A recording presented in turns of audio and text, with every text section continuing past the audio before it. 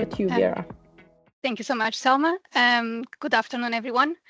And thank you, Selma, for inviting me to be on this talk. I'm Vera Rosa. I'm currently on a secondment with SHOT, but this is my work as a senior BMS in RCI Calendel, and is about uncertainty of measurement in different Fetomaternal Haemorrhage Bleed volumes.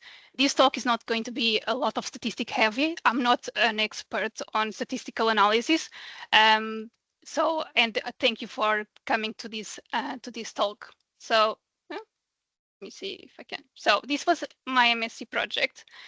And how I felt about the project, I always felt that I was running out of time. And for many of you who are doing the project or are about to, you will feel the same. So I was working in RCI full time. I was covering on-call shifts, and there's a tight deadline. And I always felt that I was running out of time. And obviously, a lot of times it was very difficult. I had a good support around me that keep me pushing, but a lot of times I keep asking why I was doing this. And I'm pretty sure some of you that have gone through this process also felt the same.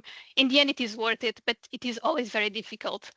But as I said, it is very satisfactory in the end to finish this project. So I wanted to do something because I knew there's a lot of effort involved. I wanted to do something that I knew about, that I was interested, because obviously, as I said, you need a lot of effort, you need to do a lot of research. So it is easy, and it should be something that you want to know more. So we know on the fetomaternal hemorrhage, if a mother that is D negative is carrying a D positive fetus, and there's a break on the placenta barrier, fetal cells can enter onto the maternal circulation. Because the fetal cells are D positive, which means they have the D antigen, this D antigen is going to be recognized as foreigner by the immune system of the mother. And what happens, the mother can produce what is called an antibody, anti-D. This anti-D can cross the placenta and is going to target the fetal cells, which can cause what we call hemolytic disease of the fetus and newborn. Basically, it's going to destroy the fetal cells. We can have a multiple range of consequences. The worst one is going to be a stillbirth. So to prevent that, every time it occurs a hemorrhage, a fetal-maternal hemorrhage, or what we call a potential sensitizing event, for example, a fall, we should calculate the volume of fetal cells that enter into the maternal circulation. We have the BCH guidelines that guide us not only on the methodology that we need to use, but also how we calculate the fetal bleed. I'm pretty sure a lot of you who does Kleihauer's, acid elution, flow cytometry are aware of these BCH guidelines. And what the guideline says is we should give a minimum of 500 IU prophylactic anti-D to cover up to 1 ml of fetal bleed. We have this lovely formula that it was given by Mollison in 1972 that tell us how we should calculate the fetal bleed. At the moment, the time that I was doing my project, it was the Navis flow cytometer that RCI was using. Now they have changed. My project is from 2021. It changed, but this was the one that we used. And flow cytometry, I'm not going too much into detail how it works, but basically, you on the cells that you want to identify, you put what it is called a marker. It is a fluorochrome that gives you light, and then you put the cells on this tunnel, and every time it is detected light, it says, oh, this cell, it is what we wanted in this case. It is D positive, or this sample is a white cell, and then it puts on the correct population to calculate how much D positive cells you have. And also the BCH guidelines give us what is the controls that we have to use for each batch, which is the ones that we're using in RCI, and including so you have 100, what we call the 100 D positive, 1% D positive, 0.2% D positive.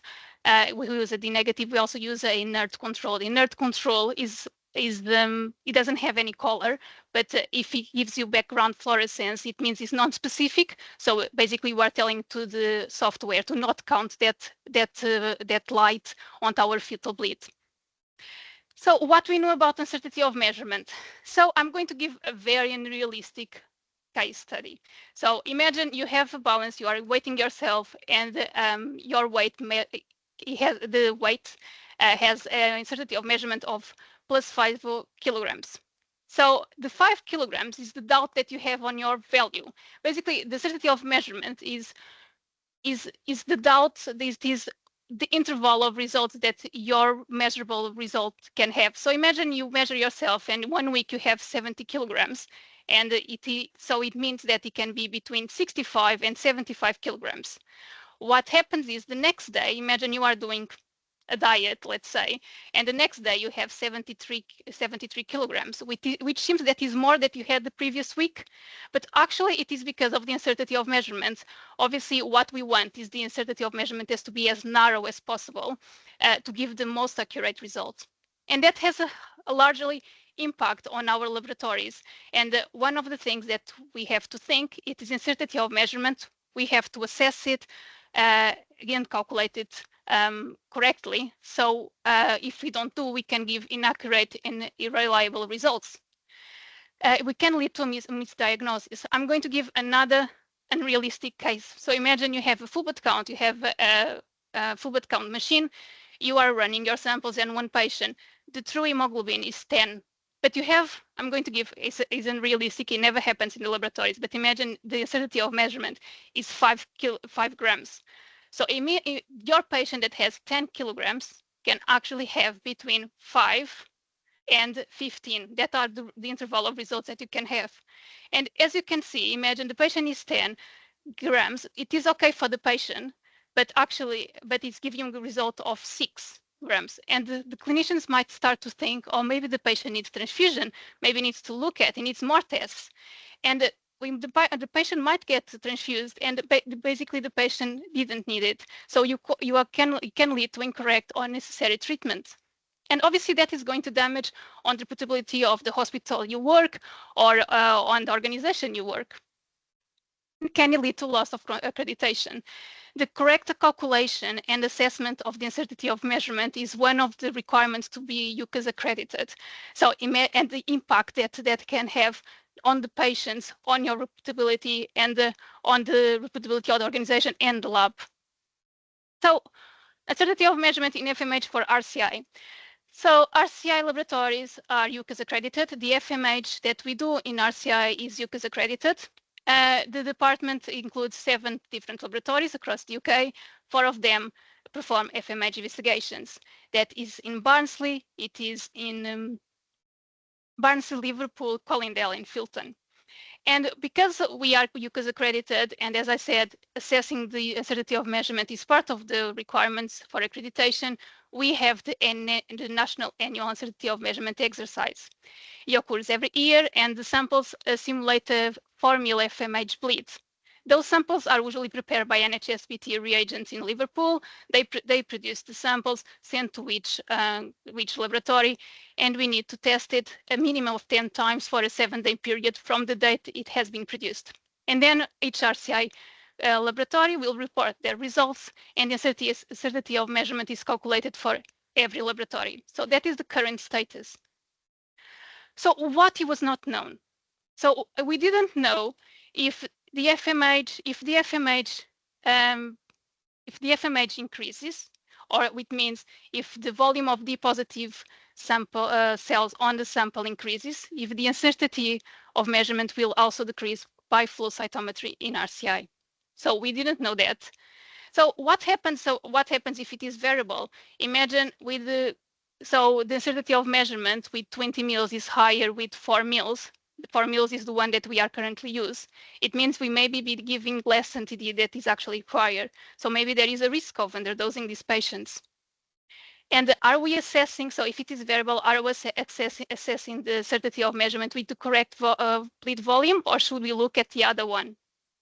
And then when I did research, there was no literature available. There's a lot of variability in Kleihauer acid elution, possibly because more hospitals do it, but there was nothing for flow cytometry, specifically for FMH. So what was the proposal? So we'll do 6 uncertainty of measurement exercises. Each sample will simulate a different FMH volume. Will be 1 to 4 mils, that is the usual one, 8 mils, 12, 16, 20, and 24 mils. The sample, the 4 mils, it will be the same as usual, normal annual exercise. So it will be the samples will be produced by NHSBT reagents. The other samples will be produced by myself in Collindale.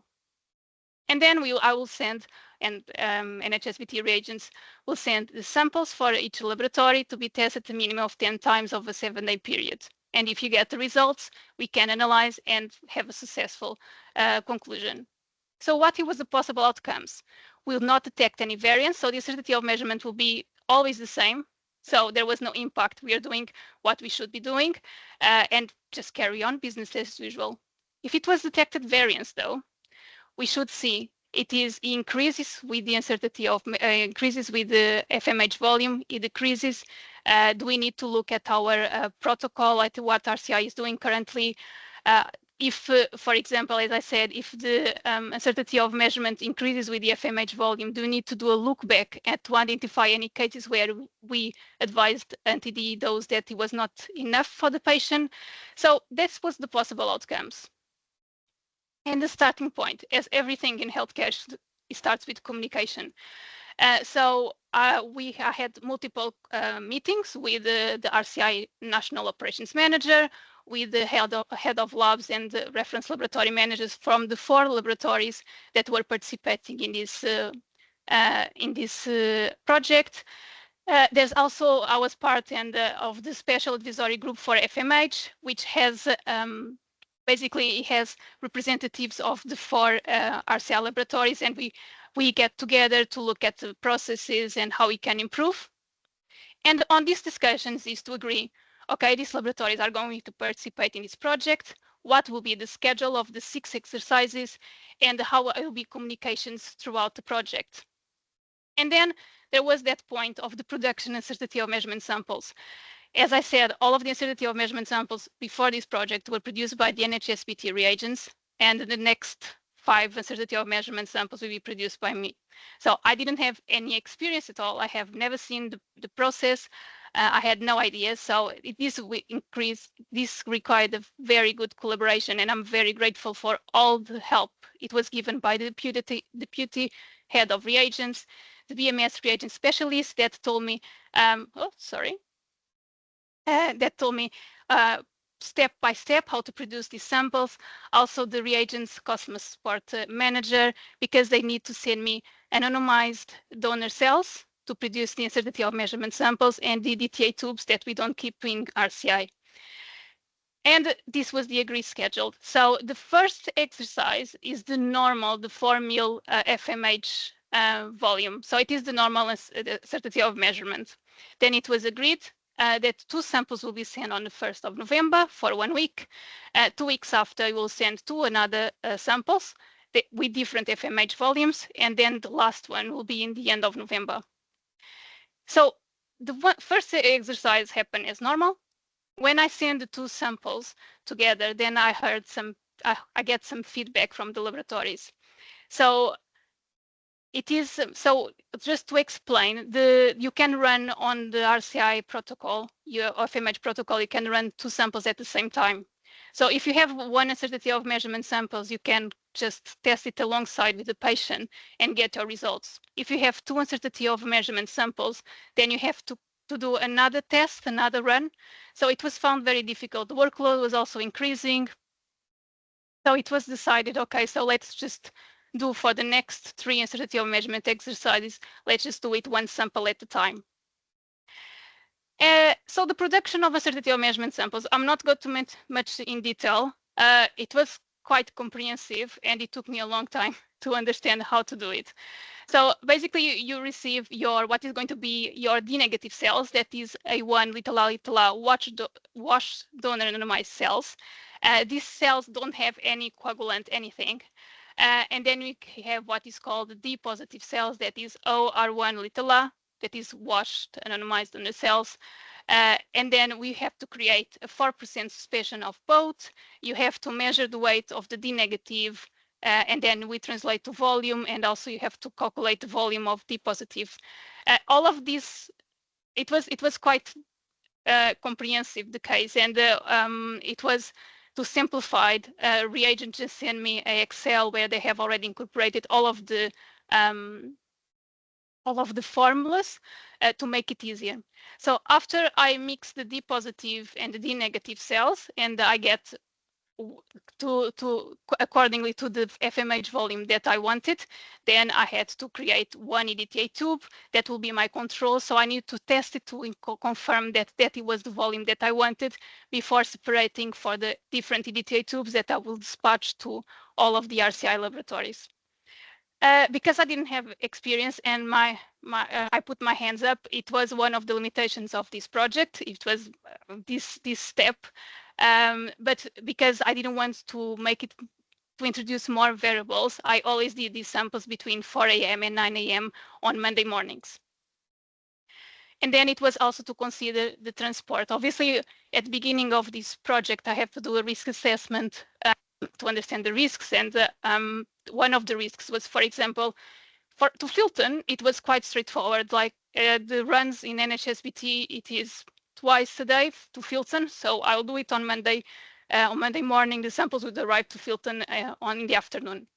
For Liverpool and Barnsley, as you can see, it is more complex. So it stays overnight in Birmingham, then goes to Manchester, then finally goes to Liverpool on Barnsley. And at the time they have received the samples, it's already Tuesday afternoon. So we had to be careful because obviously they have lost 2 days already of testing, of possible testing because of this transport. So it just required a very good organization with the laboratories and all of the departments involved. Yep. So the testing for FMH in Colindale now it is an RCI. It is a dual color. Dual color because we have our D positive cells. They have a marker that is the BRAD3, and they have a green fluorescence. So when they go through that tunnel, if they give green fluorescence, it means, okay, it is D positive. Then we have the other color that is orange. It has an orange fluorescence, where the white cells have a marker, a Burma, that is anti-D CD66B, and that is to remove the white cells. That is because if it was not removed, the white cells, a cell was coming through the tunnel and it didn't have any color. So the analyzer would say, oh, this is a D negative cell. And what will be in the end will have more D negative cells that actually it is, because it will be a mixture of D negative and white cells. So your FMH result will not be accurate. So for that reason, that's why we have the dual color population. And then we have the dose to say, and this comes from the DCH guidelines. So to calculate your prophylactic anti-D dose, you have your fetal bleed times 1 to 5. And this is how you introduce the uncertainty of measurement. And that is the formula that we have on our Navius. The uncertainty of measurement is not introduced to calculate the FMH volume, the Mollison calculation that I showed earlier on. It comes now on to calculate the prophylactic anti-D. Oh, sorry. And this was the form that I have created. So everyone that was testing the samples, who need to know, we need to put the time and date of the test. They have to put the pipette because there's 2 steps, so it is a semi-manual process. The flow cytometer does everything manually, but you need to prepare your samples, and that step is manual. So we use pipettes on that step. Then they need to say how it was from the printout from the flow cytometer, what it was the dose and what it was the bleed, and then how you introduce it on the hematose. Hematose is the limbs in RCI. And then these were the results. That is what we wanted to know. So the uncertainty of measurement, we calculated in percentage. And as you can see, so the red line, it is the national average. And as you can see, all of the laboratories had a higher certainty of measurement for the 4 meals.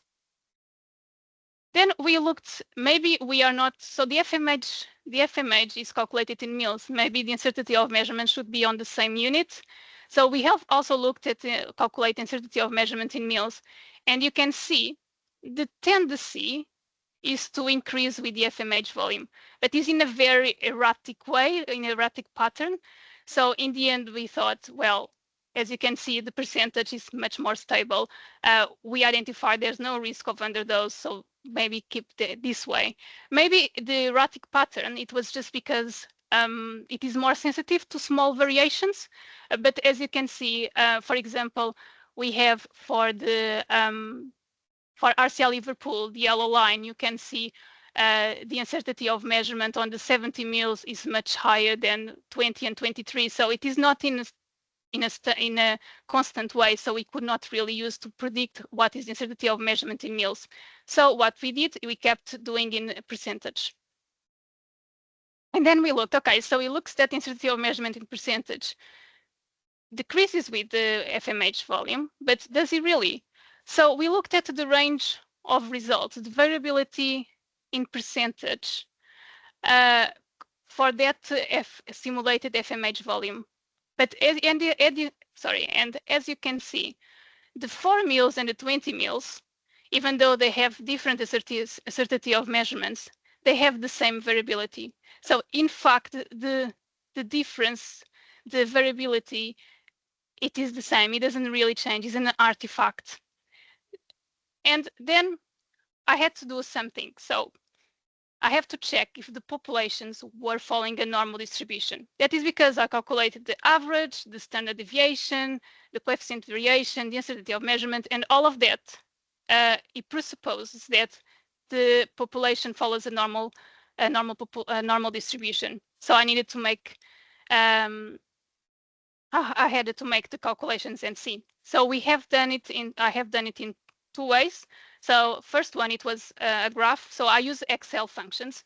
So one was a graph that shows us the curve, if it is a symmetric, if you don't have tails, or if you have tails, it's symmetric. And also I have done what is the Jack-Barrett test. That is a normality test, and it gives a p-value. So if the p-value, it is more than 0.05, it means it follows a normal distribution. If it is less, that it means it doesn't follow a normal distribution, which means that all of the calculations that I have done are not accurate. And as you can see, for the 12 mils, it doesn't follow because it's less than 0.05.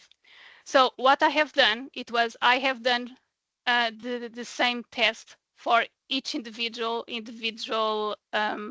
set of results from each individual RCI laboratory, and when you assess these laboratories individually, they follow a normal distribution. So what it means is we have to be careful when you're looking at all of the results, because I was doing this Jack-Barrett test for all the results, for the total results from the 4 laboratories. But for the 12 mils, we have to be more conservative when you are interpreting these results. As you can see, this is the graphs. So this is the graph for the 12 mils, and you can see on the right side you have a tail, and that tail shows that that is not following a normal distribution. So other results. So as you can see on the second and third column, if you introduce uncertainty of measurement to your calculation, it can change. It can have a difference of 500. So if you don't include the uncertainty of measurement, if RCI was not included, it could be advising underdose of less 500 than actually the patient needed. So, but we found other findings. For example, I'll leave the 500 for the end. So, for example, we find out one BMS reported 2,000 instead of 1,500. That was because it was rounded up. Sorry, it was rounded up incorrectly. The result was actually 1,162, and he rounded up to 2,000 instead of 1,500. For the 70 mil, a BMS reported 3,000 instead of 2,500. When the BMS was queried, it was because it was rounding up to multiples of 1,500 instead of 500. The reasoning to do that, it was because most of the hospitals only have 1,500 IU doses, but according to the RCI protocol, we should round it up to the 500 dose. So we should be 2,500. And also for the 23 mils, it was the same. So it was rounded up. So the result was 3,224, and it was rounded up to 4,000 instead of 3,500. The 4 meals. So if I show you, this was the protocol in RCI when at the time I did my project. And if you can see on the lower on the lower part of the graph, you see if the result is between 3.5 and 6.7, it should be given 1,000 IU minimum. And what was happening is, for those patients, those patients who had 3.5, 3.6, the BMS was just rounded up as normal to 500 instead of following the protocol that should be 1,000. Also, it was identified. For example, if you have results more than 3.5, you should round it up to the nearest number. So imagine you have a result of 8.1, you should round it up to 9, and that should be the result that you report to the hospital. If you have, for example, 3.5, you should round it up to 4. If you have 12.2, you round it up to 13. So we should always round it up. And one of the BMSs was not doing that. For example, there was one result of 8.1, and the BMS said, oh, I would report it as 8 on hematose. And also for a result of 20.2, he also rounded up to, instead of rounding it up to 21, he would give a result of 20. So as you can see, this was also opportunities for improvement. It was all of these cases were reported to each laboratory. It was discussed. Some of them required further training. Some of them it was because there was a couple of changes happening a couple of months before, and the BMS was not aware of the changes. So obviously, this project also allowed some improvements, because if they were real lives, it is real samples from patients, it is important that we follow the correct protocol. So we asked for other results. So, for example, we looked at if the number of participants of BMSs who test the sample would impact on the uncertainty of measurement. Basically, what we were really looking at, it was a variability inter-operator. So if you have more people testing, maybe you have more variability, but that was not what we looked at. So as you can see on the table, for the 8 and 20 meals, just on the note, these were the only 2 samples that were tested together, that they were sent together.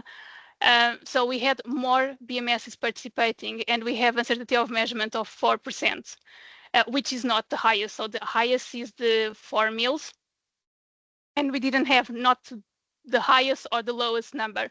So there is not really a correlation between the number of participants and the uncertainty of measurements.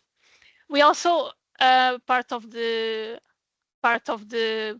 form they need to fill that I show you early on, they need to say what time it was done the testing, and more than 50% of all of the uncertainty of measurement exercise happen in the afternoon. That can be multiple reasons. It was because there were other priorities, sometimes because the turnaround time for RCI is 60 hours from the sensitizing event, including delivery. So sometimes there are other priorities cross-match that need to be finished off, or we are waiting for the BMSs that comes at 9 a.m. to start processing the samples. And if you start at 9 a.m., most of the times it takes 3 hours, it takes around 3 hours to get the full result, and this was already falling on the afternoon. So we couldn't really take any conclusions from the period of day when the samples were tested. There was one thing that I wanted to point it out, and that happened just for the 4 meal FMH, the normal uncertainty of measurement. So before 2021, each laboratory had the uncertainty of measurement, or they were testing and advising NTD on the uncertainty of measurement they had from the previous year.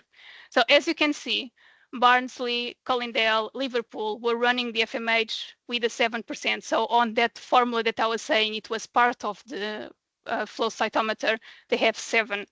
And Filton, he had 13, because it was what they had as a result previous year.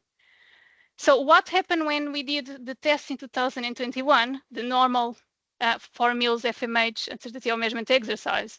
It was identified that actually the result was higher on 2021. So what happens is every laboratory had to do a look back, identify any cases where they give or they advise NTD dose that it was insufficient because of that. And that was not happening just that year, it was happening quite often. The maximum acceptable uncertainty of measurement for FMH was 20%. So what it was decided on that time, it was to have a national certainty of measurement of 15%. It was a single uncertainty of measurement level for all of the RCL laboratories. And at the moment, as far as I know, we never reached 15. So it means that there's no risk of underdosing these patients. There's no risk of desensitization of the negative mothers. So some conclusions. So the limitations, as I said, the major limitation, it was me doing the certainty of measurement exercise. I don't know if you noticed, but some of the volumes, so initially the idea was doing 4 meals, 8 meals, 12, 16, 20, 24. But in the end, what we had, it was 4, it's okay. It was done by NHSPT reagents. 8 meals, it was okay. 12. Then the 16, after all, it was 17. The 20 was okay, and the 24, it was actually 23. And that is because I didn't have much experience of producing these sensitivity of measurement samples. All of the samples that it was sent to all 4 laboratories, it had the same limitation, I'll say. But what I have done, it is I have mixed the sample for a long time, for 30 minutes before pulling into all of the samples that I was sending to all RCIs, just to ensure that they had the same volume, they have the same percentage of the positive cells in each sample, so they will get comparable results between each laboratory.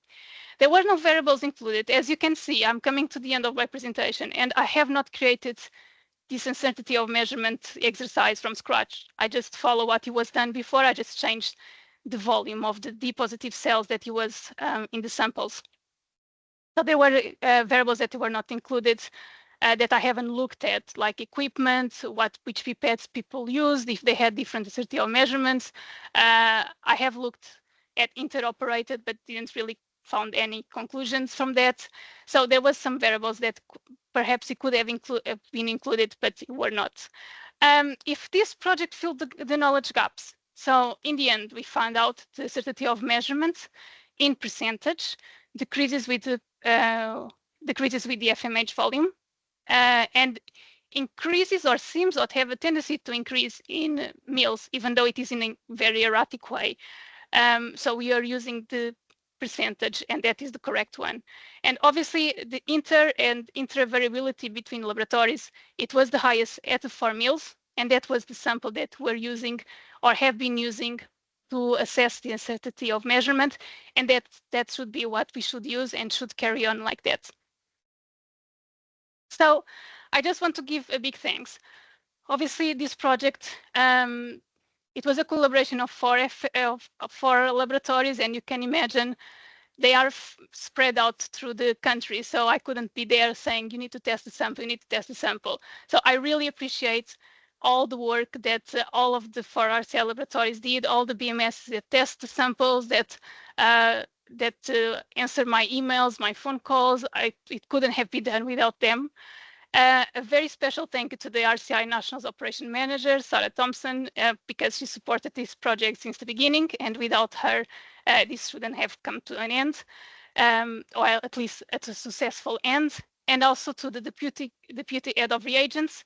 As I said, I did a lot of questions about how to do the uncertainty of measurement samples, and she was always available to answer all of the questions, to guide me all through the way. And obviously, as I said, the project it was quite hard, especially when you are working full-time, covering all of different shifts. And if you don't have a good support, it's very easy to not give up, but maybe just rush things up. So obviously, I could never have done it without my supervisor, that it was Matt Hazel. It was many times a counselor. It was not just about theory, the results, how you calculate the certainty of measurement, how you do it. It was more like let's keep going, let's breathe. This will be worth it. In the end, it was worth it. And that is here. That's why I'm sharing the findings of this project with you. But I'm not going to lie. It was hard, but it is worth it. Thank you so much for listening. I know uncertainty of measurement sometimes scares people off. I've been asked many times why I was doing a project about uncertainty of measurement, why I was not doing something easy, but it was really worth it. So I'm happy to take any questions, and thank you for listening. Thank you so much, Vera. It certainly does scare me. So somebody had their hand up. Shall we? I'm trying to see. NK, sorry. Did you want to come in, or Neil Kirkpatrick? Do you want me to unmute you and so you can speak, or do you change your mind? Let's see. Okay.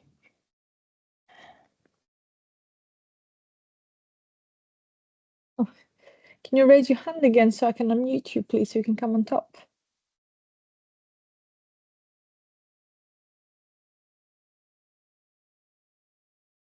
Thank you. Okay.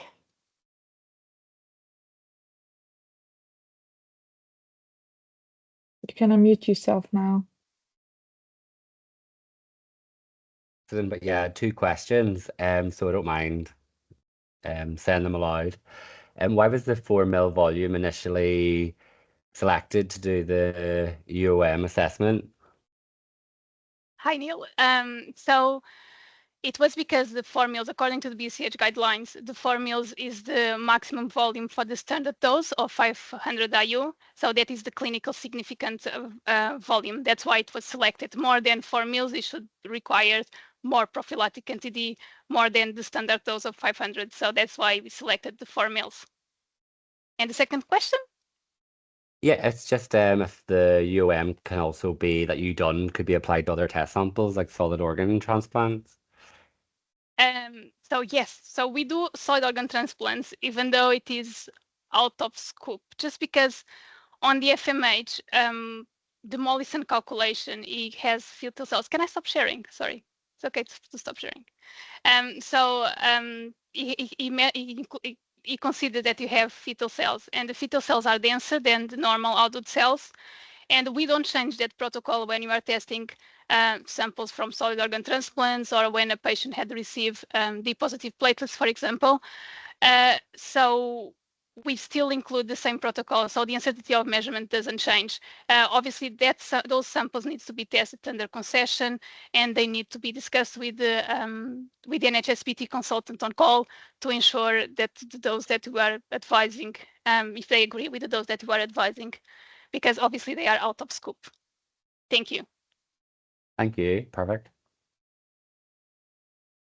Great. So Elliot asked a question. Did you want to come in so I can unmute you, or do you want me to read your question?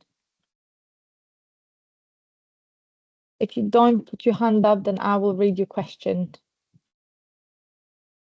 Okay, so with the fact that many hospitals use 1,500 international units or 1,250 international units dose as their standard injection affect any of the uncertainty of measurement effect? We never did a study where if it was given 500 or 1,500 will difference. But what we are measuring really, it is the D positive cells. So I don't, the uncertainty of measurement for the flow cytometry for FMH doesn't consider what it was the dose that it was given to the patient, especially because those samples should be given, they should be taken before the patient receives the prophylactic NTD. So the uncertainty of measurement should be the same in the respective of the dose that the hospital is going to give. And because I know most of the hospitals have 1,500, but other hospitals also have 500. So we just follow the BCH guidelines that the standard dose is 500. So that's why we follow 500 IU. Great, I hope that answers your question. Kevat Chetna, did you want to come in? I've just unmuted you. I just enabled your mic, but you need to unmute yourself, sorry.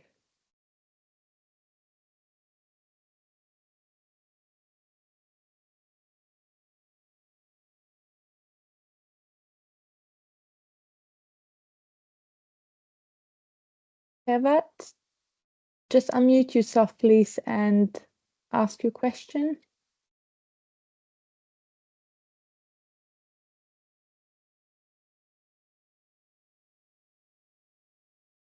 There's a question from Yeah. Sika in the chat. He says, "Did you say 1 ml of FMH can cover in 500 IU of NTD in one of your slides?" So 500 covers up to 4 mils FMH. So what he says, the BCH guidelines, it is 1,500 covers up to 1 mil. So obviously, if it is 500, it covers up to 4 mils FMH bleed. I hope that answers your question. Great, thank you. Kevat, would you mind putting your hand down, please? Graham, I will unmute you. Okay, unmute yourself and come in, please, Graham. Hi, thanks very much for the talk. Do you think there would be much difference in the uncertainty of measurement for real life samples where fetal cells go through and they're obviously quite a bit bigger than adult cells? It shouldn't be. Obviously, the uncertainty of measurement samples, they don't, they have anonymized adult cells, so we just can simulate. But as I said, we use the uncertainty of measurement not on the FMH bleed, but we use it on the prophylactic NTD. So in respective, if it is fetal cells or if it's fetal cells or donor cells, the D positive cells should be the same. What we do when you have the manual, so I said the FMH protocol, it has 2 steps. It has a step that is the manual one, that is when we wash the cells. And because the fetal cells are denser, so they will sit on the bottom of the tube, of the EDTA tube, what we need is to mix the sample at least 10-15 minutes. And when we do it, we have to be careful to ensure that that sample is mixed, so we have an accurate proportion of fetal cells and mother cells. Because obviously, if they sit on the bottom, if you don't mix properly the sample for a good amount of time, what is going to happen? You cannot take the fetal cells, or you don't take a sample that is representative of the fetal cells that were into the maternal circulation. So that is something that we need to be careful. If we mix properly, as we should be, and you should follow the SOP as it is written in RCI, we have that step, then it shouldn't really make any difference on the uncertainty of measurements.